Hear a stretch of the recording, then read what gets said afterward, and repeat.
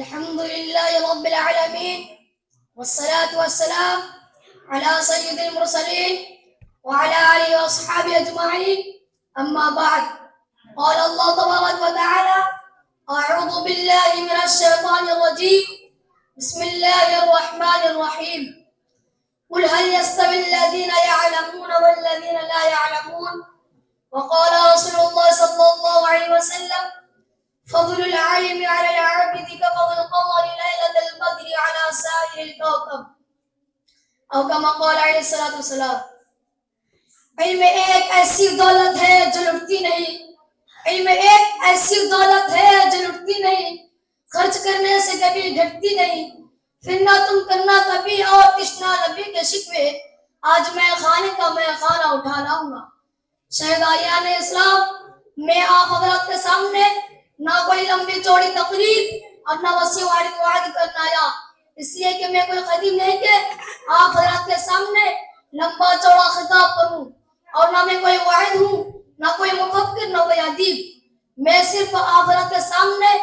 علم دین کی موضوع پر گفتگو کرنے جا رہا ہوں میں پوری کوشش کروں گا کہ کوئی گوشہ باقی نہ رہے امید ہے کہ آپ سنجیدگی متانت کے ساتھ سماعت فرمائیں گے آپ حضرات نے علم دین کی اہمیت و فضیلت کو بہت سارے مفکروں سے سنا ہوگا بہت سارے دانشوروں سے سنا ہوگا بہت سارے آدمیوں سے سنا ہوگا بہت سے مقرر و خطیبوں سے سنا ہوگا میں بھی آپ حضرات کے روبرو اسی عنوان پر گفتگو کرنے کے ارادے سے آیا ہوں برادران ملت علم دو طرح کا ہے ایک دنیاوی ایک اخروی علم چاہے دنیاوی اخروی ہو انسان کو عزت و فضیلت عطا کرتا ہے لیکن دنیاوی علم صرف دنیا تک ہی محدود رہتا ہے اور اخروی علم انسان کو دنیا اور آخرت دونوں جگہ رسوا ذلت سے نجات دلاتا ہے اور عزت و شفقت عطا کرتا ہے میں آپ سے سوال کرتا ہوں وہ کون سی شے تھی جس نے آدم کو ملائکہ سے افضل بنا دیا وہ کون سی شے تھی جس نے انسان کو اشرف المخلوقات بنا دیا وہ کون سی شے تھی جس کی برکت کی وجہ سے اللہ رب العزت نے انسان کو خلیفہ بنایا وہ کون سی شے تھی جس کی فضیلت کے بنا پر رب کائنات نے انسان کو اپنا نائب بنایا وہ علم کی دولت تھی جب رب کائنات نے قرآن کو نازل فرمایا تو سب سے پہلے وہ آیت نازل فرمائی جس کا تعلق علم سے ہے یعنی بسم ربک الذی خلق اسلام کے پاس مانو اخروی علوم کی فضیلت اہمیت آیت قرآنیہ اور احادیث نبویہ میں بکثرت وارد ہوئی اللہ تبارک و تعالیٰ کا ارشاد ہے قل هل يستوي الذين يعلمون والذين لا يعلمون کہ اے محمد آپ کہہ دیجئے کہ اہل علم اہل جہل یکساں نہیں ہو سکتا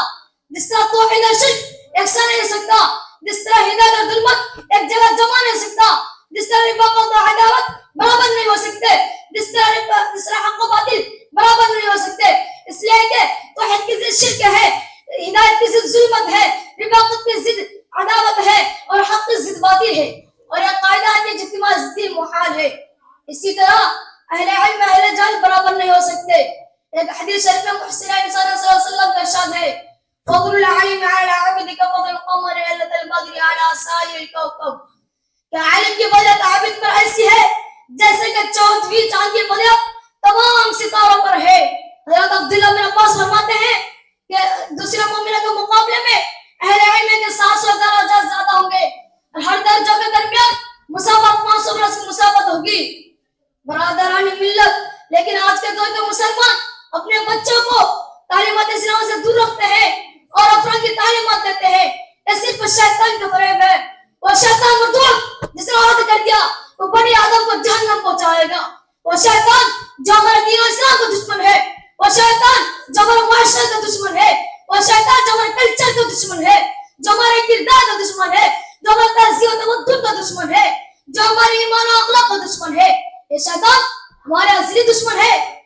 جو اپنے رنگین خوبصورت جگہ ہمیں پھنسا کر تعلیمات اسلام سے دور کرنا چاہتا ہے یاد رکھیں اگر ہم اپنے کمسنوں معصوم بچوں کے خیر خواہ ہیں تو اسے عالم دین بنائے اس لیے کہ مسلم صلی اللہ علیہ وسلم کے ارشاد گرامی ہے کہ